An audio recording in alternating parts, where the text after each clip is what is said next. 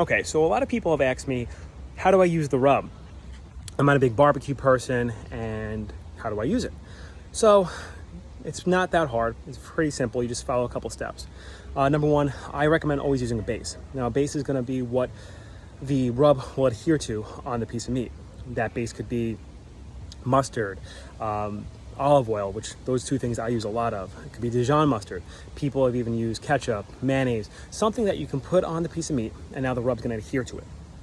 Excellent. So from there, what you're going to do is you're going to put your rub on. Now, it could be, one rub. You could use 2 rubs. You could use 3 rubs if you really wanted to on one piece of meat.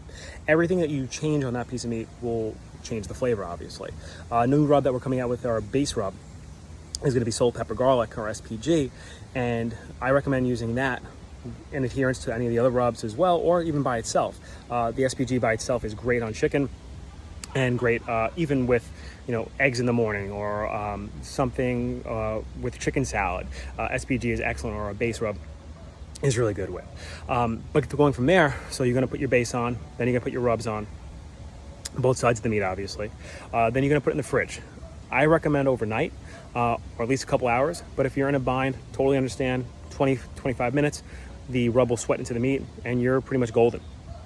From there, you're going to put it out on the counter, let it sit for a little bit, a couple minutes, just to, so it warms up a little bit to room temperature, just for a couple minutes. And then from there, you put it on your grill.